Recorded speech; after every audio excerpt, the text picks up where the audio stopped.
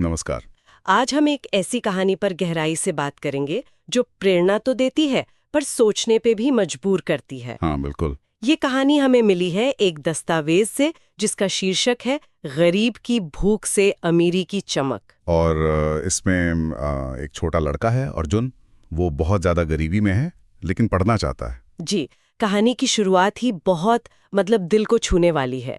अर्जुन और उसकी माँ है, एक झोपड़ी में रहते हैं जो ठीक से बनी भी नहीं है। पति यानी अर्जुन के पिता वो छोड़कर जा चुके हैं और हालत ऐसी कि बारिश हो तो छत से पानी टपकता है। तो ऐसे में अर्जुन अपनी माँ से पूछता है ना, कि माँ हम इतने गरीब क्यों हैं? हाँ, पूछता है और माँ का जो जवाब है वो शायद इस पूरी कहानी का और शायद उस दस्तावेज का भी सार है। क्या कहती हैं वो? वो कहती हैं, बेटा हालात तो बदले जा सकते हैं, बस दिल से कोशिश करनी होगी।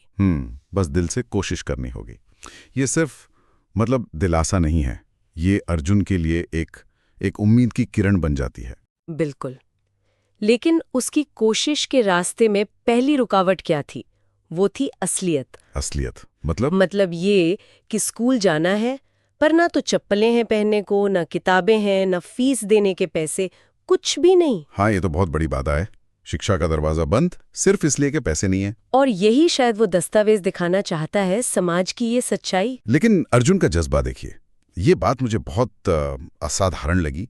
स्कूल जा नहीं सकता था तो क्या किया? वो रोज स्कूल की दीवार के पास जाकर खड़ा हो जाता था। अच्छा। हाँ, और क्लास में जो भी पढ़ाया जा रहा होता उसे ध्यान से सुनता था। और फिर जो सुनता उसे मिट्टी पर उंगली से लिखकर अभ्यास करता था। कमाल है। लगन देखिए, बिना किसी साधन के। हाँ, ये सिर्फ लगन नहीं, ये मुश्किल में रास्ता निकालना है। और जब वो ये सब कर रहा था तो आसपास के लोग क्या कहते थे?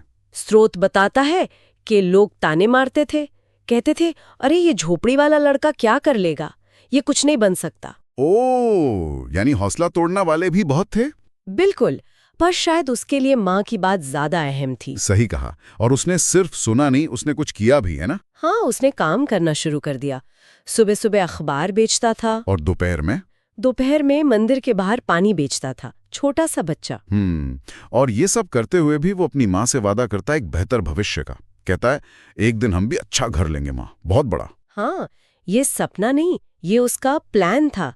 उसने पैसे जोड़ने शुरू किए अपनी उस छोटी सी कमाई से। और फिर कहानी में एक मोड़ आता है। जी बिल्कुल, जब वो उन पैसों से पुरानी किताबें खरीदता है। पुरानी किताबें, ये अपने आप में बड़ी बात है। हाँ। और फिर देखिए उसकी हिम्मत, वो सीधा गांव के स्कूल के हेडमास्टर के पास पहुंच गया। अच्छा। और क्या कहा उसने? उसने कहा कि वो पढ़ना चाहता है और ये भी कहा कि वो बदले में स्कूल में कोई भी काम करने को तैयार है। अरे वाह! उसने सिर्फ दया नहीं मांगी, अवसर मांगा और मेहनत करने की पेशकश की। बिल्कुल। ये बात जरूर हेडमास्टर को भी समझ आई होगी। उसकी आंखों में वो सच्चाई, वो लगन। और नतीजा, हेडमास्टर मान गए। हाँ, हेडमास्टर ने उसकी मेहनत को पहचाना और उसे स्कूल में दाखिला दे दिया। चलिए, ये तो बहुत अच्छी बात हुई।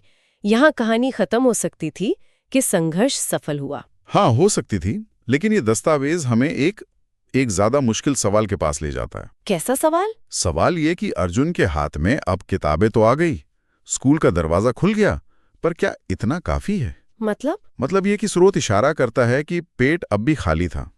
भूख की जो समस्या थी वो तो वैसी ही बनी हुई थी। ओह, तो मतलब शिक्षा का मौका तो मिल गया, पर जीने की जो बुनियादी लड़ाई है वो अभी जारी है। बिल्कुल।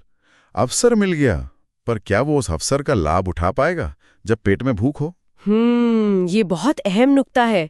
दस्तावेज शायद इसी तरफ ध्यान दिलाना चाहता है। हाँ, लगता तो यही है कि अर्जुन के पास ज्ञान का साधन है, पर क्या वो ध्यान लगा पाएगा जब उसे अपनी और माँ की भूख की चिंता सता रही होगी? ये न सोचने पर मजबूर करता है कि सिर्फ प्रतिभा और लगन होना ही काफी नहीं है शायद। या सिर्फ अवसर मिल जाना ही काफी नहीं है। हाँ, बुनियादी जरूरतें जैसे खाना, वो भी उतनी ही जरूरी हैं। बिल्कुल।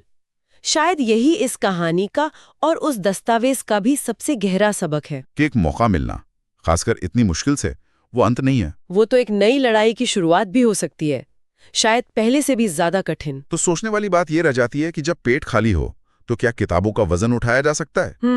क्या अवसर असल में अवसर है अगर वो आपकी बुनियादी जरूरतों की कीमत पर मिले? ये सवाल वाकई विचार करने लायक है।